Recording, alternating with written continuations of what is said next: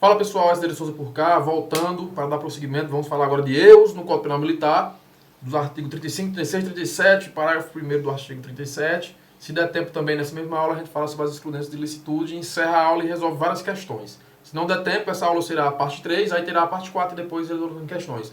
É um conteúdo grande, reconheço, do crime, mas eu estou tentando ser o mais objetivo possível, o mais enxuto, de forma que o nosso método headshot funcione. Então vem aqui para a tela, vamos lá. Os erros no direito penal militar são situações em que o agente tem uma percepção incorreta da realidade, ou seja, ele acredita estar em uma situação diferente da que realmente está. O CPM estabelece os seguintes erros: erro de direito, erro de fato, erro sobre a pessoa, erro na execução e erro quanto ao bem jurídico. Vem para mim, pode ser cobrado isso aqui? Eu acredito que sim. É uma boa questão para ser cobrada. Aqui tem muito conteúdo para ser cobrado pelo menos uma questão na disciplina de direito penal militar. Vem para a tela. Vamos avançar. Vamos falar do erro de direito, no artigo 35. Primeiro, como de praxe, vamos fazer a leitura do tipo. A pena pode ser atenuada ou substituída por outro menos grave quando o agente, salvo em se tratando de crime que atenta contra o dever militar, supõe ilícito fato, por ignorância ou erro de interpretação da lei, se excusável. Vamos ler por partes, para você entender melhor. Vamos pegar o marca-texto. Vamos ler aqui somente onde eu marcar. A pena pode ser atenuada ou substituída por outro menos grave quando o agente supõe ilícito fato, por ignorância ou erro de interpretação da lei, se excusáveis. Pronto, vamos ler aqui. Vou pegar a caneta de novo. Vamos ler a primeira regra, depois a gente lê a exceção. Qual a consequência no erro de direito? A primeira coisa que você deve saber. No erro de direito, qual a consequência? Pena atenuada.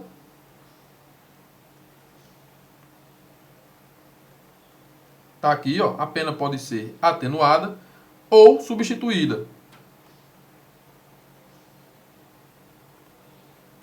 por outro menos grave. Está aqui. Ou seja, vem para mim, no erro do direito, o agente não estará isento de pena. Ou ele vai ter uma pena atenuada, ou a pena vai ser substituída por outro menos grave. A primeira informação que você deve saber, vem para a tela. Mas quando é que ele incorre no erro do direito? Quando ele supõe lícito fato, que por ignorância ou erro de interpretação da lei. Ou seja, o agente, por ignorância da lei, não saber que ali era errado, ou por uma interpretação falsa da lei, ele pratica o fato pensando, ou seja, supondo ser lícito, quando não é. Vamos aqui.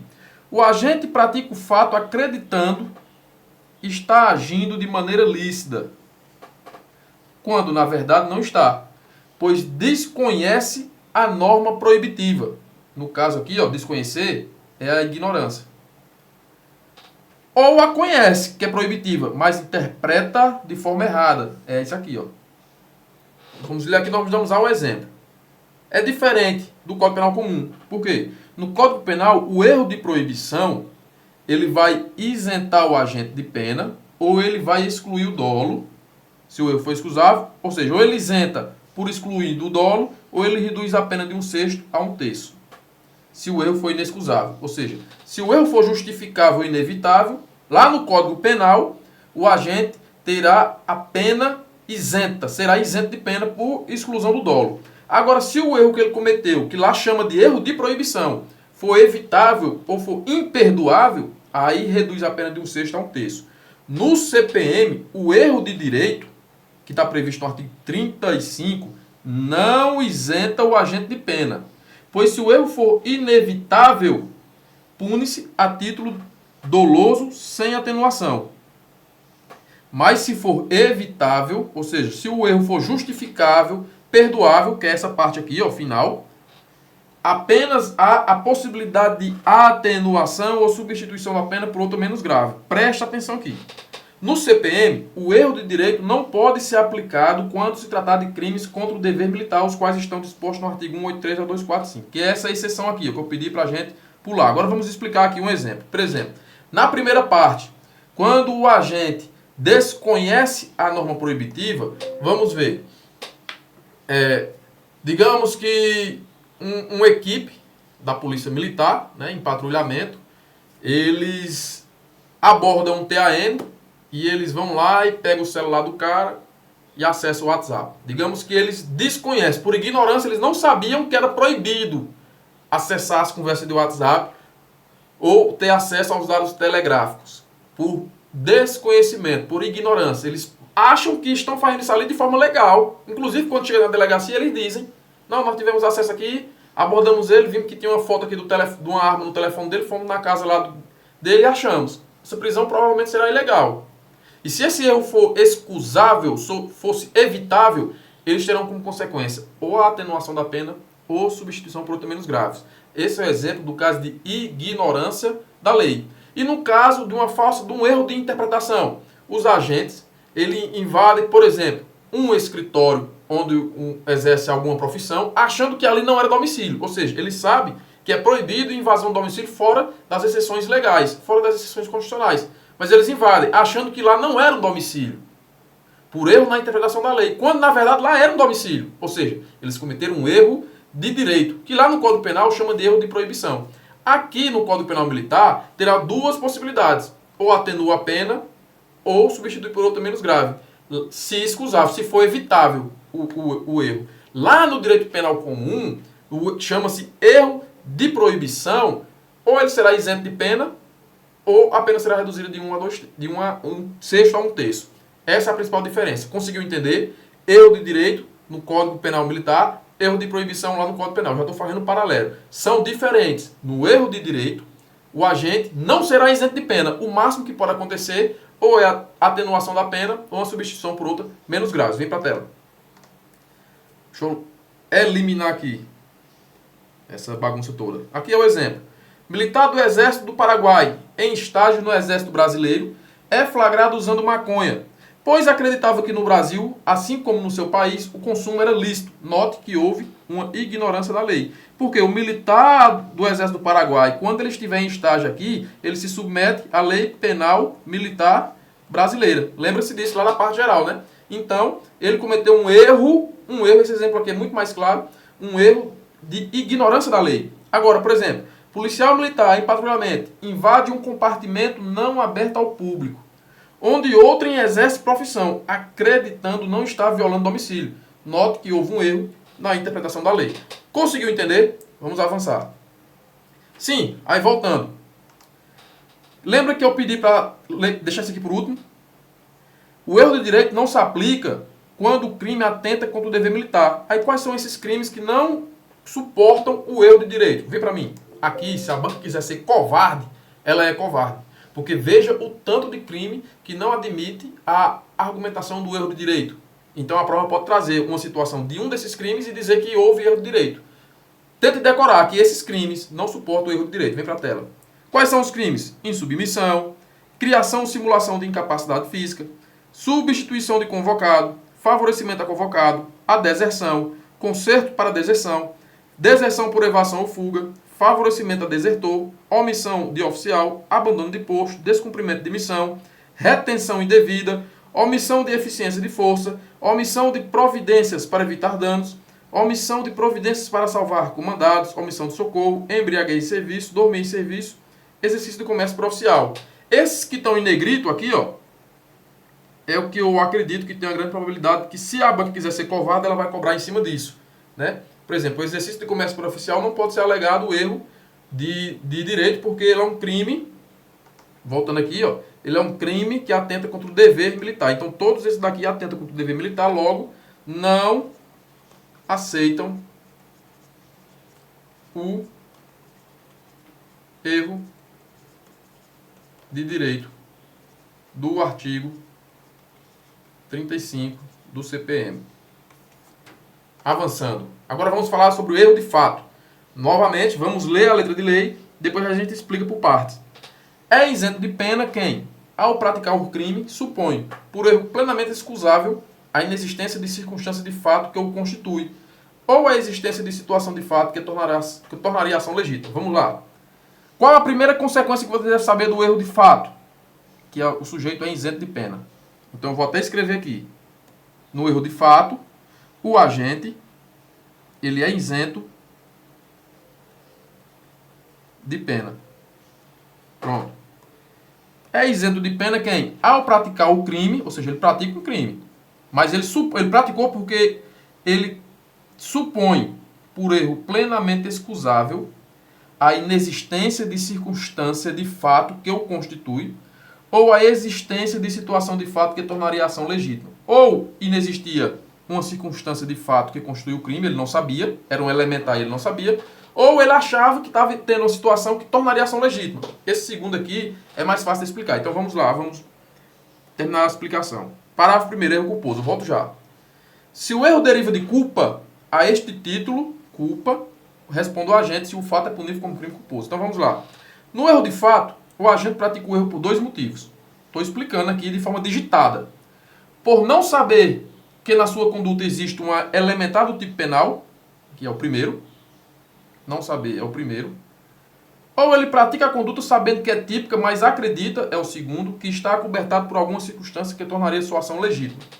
Por exemplo, na primeira situação, na inexistência de circunstância de fato que o constitui, militar que, durante o treinamento na mata à noite, atira num arbusto, acreditando que é um animal selvagem, mas na verdade era outro militar, veja que o militar desconhece a existência da elementar alguém. Ele não sabia que atrás do arbusto estava alguém, por isso ele acreditava que não ia matar alguém.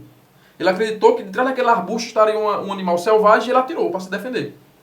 Só que de trás daquele arbusto tinha outro militar, fazendo alguma necessidade física. NF2, para quem é militar vai saber, estava lá defecando. E o militar que estava na guarda, de madrugada, de noite, atirou, matou alguém. Ele não sabia que tinha alguém lá. Ele não sabia que tinha alguém. Ou seja, ele desconhecia essa existência. É a inexistência de circunstância de fato que o constitui. Constitui o quê? O tipo penal que ele praticou. Ele praticou o tipo penal do quê? Matar alguém. Mas ele não sabia que detrás daquela bucha era alguém. Ele não sabia. Ele achou que era um animal. Então isso é erro de fato. O que acontece com ele? Isento de pena. Vem para a tela.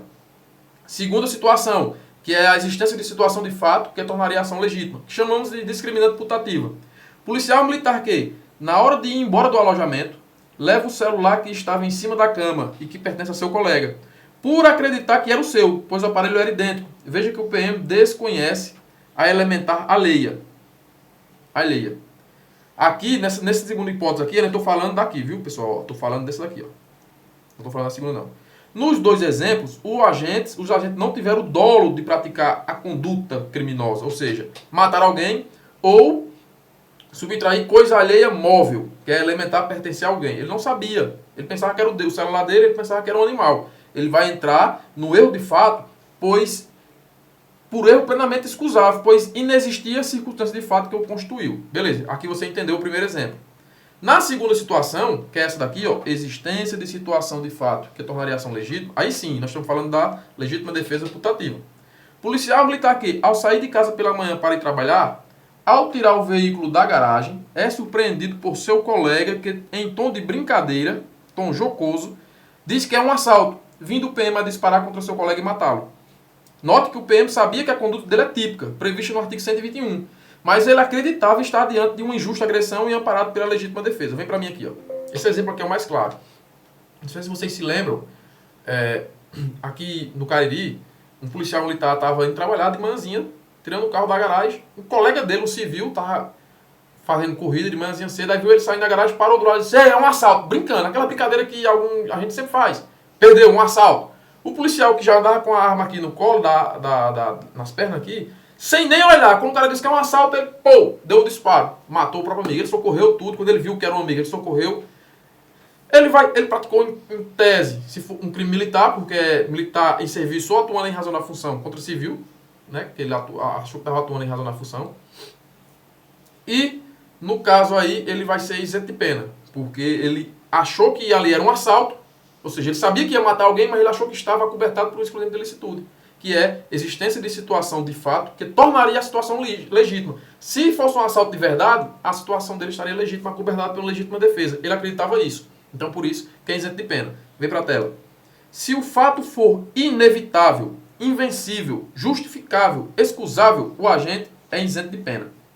Mas se o fato for vencível, ou seja, se o agente tivesse atuado com mais diligência, de forma que o erro seria evitado, então poderá ser punido por culpa. Se aquele fato tivesse previsão, aqui nós estamos falando do parágrafo 1º. Por exemplo, nessa segunda situação aí, caso o promotor tivesse dito, não, se ele tivesse olhado com calma antes de atirar, visto que era um colega, ele teria evitado. Então ele vai responder aqui por homicídio culposo. Poderia ter essa tese também no Ministério Público. Então é isso aqui que a questão ou o texto está explicando. Eu vou avançar. Nós falamos de erro de fato, erro de Erro de direito e erro de fato. Agora vamos falar sobre o erro provocado, que é se o erro é provocado por terceiro, responde esse terceiro que provocou é quem responde pelo crime, a título de dolo ou culpa, conforme o caso. Por exemplo, se um terceiro determina o erro de forma dolosa, deve verificar se o agente incidiu um erro excusável, ou seja, perdoável, ou inexcusável, imperdoável. Se o erro for excusável, perdoável, será isento de pena. Exemplo, um oficial médico determina que um cabo enfermeiro, o oficial determinou que o cabo enfermeiro aplique determinado remédio ao paciente. O que o cabo faz de forma imediata? Aplicou o remédio que o oficial mandou. O paciente morre, pois tratava-se de um veneno da mesma cor do remédio. Quem foi que determinou o erro? Não foi o médico? Então o oficial médico vai responder por esse homicídio. Se for doloso, se for culposo, vai responder pelo homicídio culposo. Se o erro for inexcusável, ou seja, imperdoável, vai responder pelo crime culposo. Inexcusável. Exemplo. Um oficial médico determina que um cabo enfermeiro aplique determinado remédio ao paciente. O que o faz imediatamente, mesmo percebendo aqui, que a cor do líquido era totalmente diferente do remédio determinado. Ele percebeu. Ou seja, é imperdoável. Ele podia ter prestado atenção e ter evitado. O paciente morre, pois tratava-se de veneno. O oficial médico responde por homicídio doloso, porque ele sabia que ela era veneno, e o cabo enfermeiro responde por homicídio culposo, pois foi negligente quanto à cor do líquido. Veja que nas duas situações o oficial médico agiu de forma dolosa. Na primeira situação, o cabo não vai responder nada, porque quem cometeu o crime foi o oficial. Ele deu o remédio, disse, aplica esse remédio, era idêntico às cores. No segundo caso, o oficial médico sabia que era veneno e disse, aplica esse remédio aqui, cabo. O cabo viu que a cor era diferente. Se ele tivesse sido negligente, um pouquinho mais esperto, tivesse sido safo, ele disse, não, essa cor aqui está errada. Peraí, ei, chefe, isso aqui está certo mesmo. Mas ele cumpriu a ordem e aplicou. O oficial responde por homicídio doloso, o cabo vai responder aqui por homicídio culposo. Vem para a tela. E se um terceiro determina o erro culposamente? Deixa eu apagar aqui tudo. Uma indagação aqui. Esse terceiro responde por crime culposo, enquanto deve-se verificar se o agente incorreu em erro excusável, para ser isento de pena, ou inexcusável, uma culpa imprópria. Erro quanto à pessoa, erro na execução e erro quanto ao bem jurídico. Artigo 37, vamos fazer a leitura. Quando o agente, por erro de percepção, mudar a cor aqui para você ficar mais... ou erro no uso dos meios de execução, ou outro acidente, atinge uma pessoa em vez da outra, aqui já é o bem jurídico, vamos botar de acordo com as cores. Erro contra o bem jurídico, erro na execução, para você fazer a devida associação. E erro quanto à pessoa.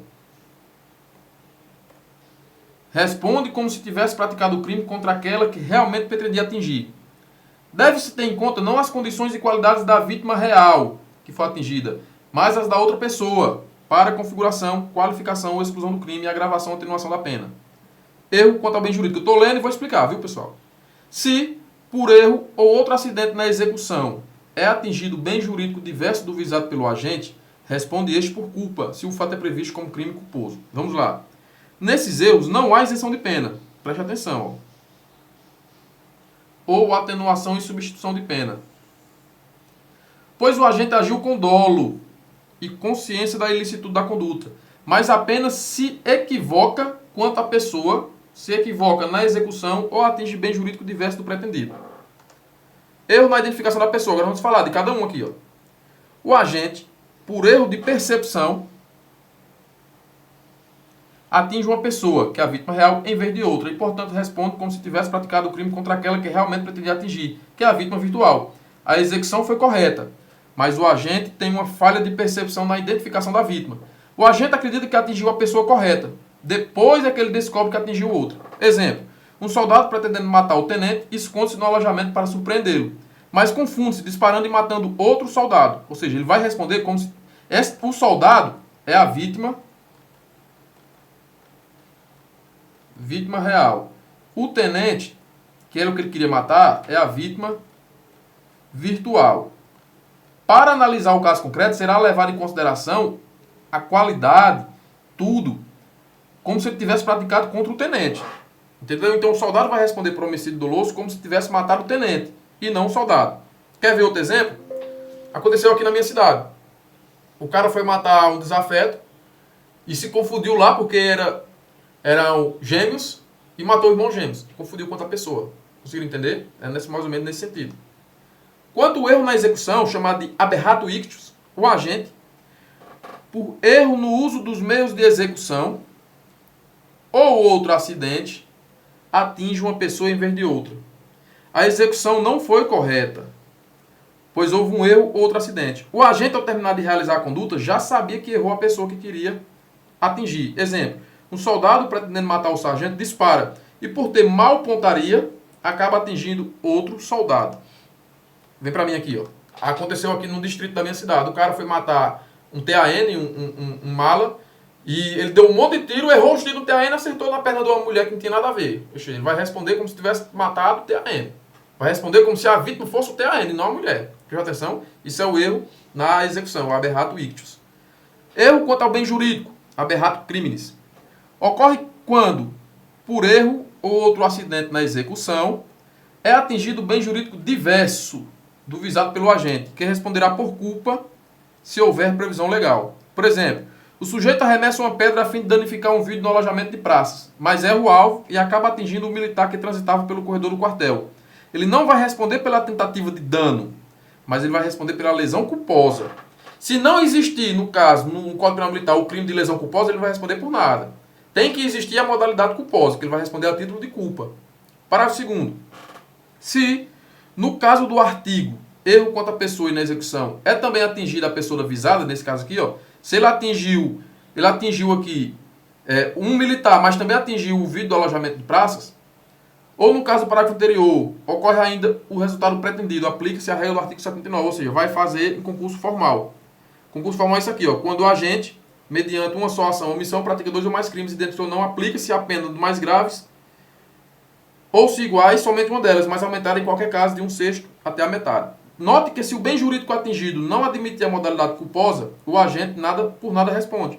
Mas se o agente, tanto no erro quanto a pessoa, na execução ou no bem jurídico, acertar também a outra pessoa pretendida ou bem jurídico pretendido, aplica-se o concurso formal dos crimes, ou seja, vai aplicar uma das penas e aumentar, a pena mais grave aumentar de 1/6 à metade, ou se for idêntica, aplica uma das duas. Está aqui, ó, artigo 79, concurso formal. Artigo 3 outro. Aqui nós vamos falar sobre a culpabilidade, né? Deixa eu ver aqui se dá pra gente terminar. Vou até aqui, então dá pra gente terminar. Artigo 38. Não é culpado quem comete o crime. Não é culpável, que é excludente de culpabilidade. Não é culpado quem comete o crime sob coação irresistível ou que lhe suprima a faculdade de agir segundo a própria vontade. Então vamos lá. Na coação moral irresistível, o agente sofre uma ameaça de mal contra si, sofre uma ameaça de mal contra si ou contra alguém a ele relacionado para realizar uma conduta contra sua vontade. Nesse caso, o comportamento do agente é voluntário, mas não possui a vontade de praticar a conduta, pois não pode determinar-se livremente. Exemplo, um militar é obrigado a subtrair as armas do quartel, pois se não fizer, seu filho que está em poder de sequestradores será morto. Isso chama-se coação irresistível, uma coação moral. Moral por quê? Porque ele tem a voluntariedade, mas ele não tem a consciência de praticar, ele não quer praticar a conduta. Porque a coação física irresistível é quando o cara pega no braço do outro e atira. Por exemplo, quer um exemplo de coação física? Quem assistiu aquele filme, acho que é Fúria, né? Que é dentro da Segunda Guerra Mundial, o contexto, dentro do tanque, que é o Brad Pitt. Tem hora lá que ele pega o recrutinha, bota o revólver na mão do recruta, segura na mão do recruta e atira contra alguém. O recruta ali, se for no caso do contexto militar, ele não pratica crime. Porque ele não teve voluntariedade, ele não teve nem conduta. A conduta dele foi suprimida. Quem atirou foi o outro. Ou seja, coação física irresistível. Não é o caso daqui. Aqui é coação moral irresistível. É o caso que o cara diz, se tu não fizer isso por nós, nós vamos matar teu filho. Moralmente ele não tem o que fazer. Ele tem que cumprir aquela promessa, né? Que ele tem que cumprir o que foi pedido. Somente é punido o autor da coação. Daqui, ó. Pois o coagido é mero instrumento. Mas atenção, nos crimes em que há violação do dever militar, o agente não pode se valer da coação moral irresistível. Ele pode se valer da física, não da moral. Pois espera-se que os militares suportem as mais severas pressões para assegurar o cumprimento do dever militar. Entretanto, se a coação for física ou material, pode o militar invocar. Se a coação fosse resistível, ou seja, fosse possível resistir, o juiz pode atenuar a pena. Artigo 40. Nos crimes em que há violação do dever militar, o agente não pode invocar a coação irresistível senão quando física ou material. Aqui, ó, vem pra mim, aqui é questão de prova legítima. Porque existe a coação moral irresistível, que ela tira a culpa. O cara não é culpado, só é culpado quem deu a ordem. Aí o artigo 40 diz que nos crimes em que há violação do dever militar, o agente não pode invocar a coação irresistível. Ou seja, ele não pode invocar a coação moral irresistível. Ele só pode invocar a coação física ou a coação material. Aí a questão vai dizer que nos crimes em que há violação do dever militar, o agente pode invocar a coação irresistível. Está errado. O artigo 40 costuma despencar em questões de banca Sebrasp. Vem para a tela. Pega o bizu aqui nesse artigo 40. Ó. Pega o bizu. Nos crimes em que há violação do dever militar, o agente não pode invocar essa coação aqui. Ó. Ele não pode invocar. Ele só pode invocar se for uma coação física ou material, que é aquela do filme que eu falei. Que o cara pega na mão do cara e faz ele atirar. 38. A linha B. Não é culpado quem comete o crime, em estrita obediência à ordem direta de superior hierárquico, em matéria de serviço. Parágrafo 1º. Responde pelo crime o autor da coação ou da ordem. Parágrafo 2º. Se a ordem do superior tem por objeto a prática de ato manifestamente criminoso, ou se há excesso nos atos ou na forma da execução da ordem, é punível também o inferior hierárquico. Então, o inferior hierárquico ele é punível nessas duas aqui, ó. Se a ordem for manifestamente criminosa, ou se ele ceder no cumprimento dela. No militarismo, o militar deve sempre obedecer às determinações e ordens de seus superiores, sob o risco de incorrer no delito de recusa de obediência. Por isso, o dever de obediência decorre de lei e o executor da ordem deve ser hierarquicamente subordinado e a ordem deve tratar-se de matérias de serviços e não manifestamente criminosa. O subordinado somente será responsabilizado se tiver condições de perceber que a ordem é criminosa. Se houver, por parte do subordinado, fundada dúvida quanto à legalidade da ordem, ou seja, a ordem não era manifestamente ilegal, mas era possível perceber algo de errado na ordem, o juiz pode atenuar a pena, levando em consideração as condições pessoais do réu, nos moldes do artigo 41 do CPM. Mesmo na ordem legal, o executor deve ater-se aos limites dela, respondendo pelos excessos que praticar. Tanto na coação quanto na ordem não manifestamente ilegal, responde o autor da coação ou da ordem. Isso aqui é o resumo desse artigo. Excludentes de licitude, artigo 42. Aqui vai ser a nossa última parte da aula, porque é grande. E eu vou parar por aqui. Vem pra mim, eu vou parar por aqui. Essa aqui é a parte 3. Vai ter a parte 4, que é só o excludente de licitude, do artigo 42 ao 47. A gente encerra, resolve algumas questões e avança na questão da imputabilidade, concurso de pessoas. Espero você aqui na próxima aula e saiba, se eu conseguir te ajudar de alguma forma, deixa uma curtida, algum comentário, compartilha, coloca nos grupos. Estou começando aqui, não sou de grande expressão no mundo dos concursos, mas eu acredito que eu estou dando uma pequena, bem pequenininha contribuição para você conseguir o seu sonho. Vamos lá, pessoal!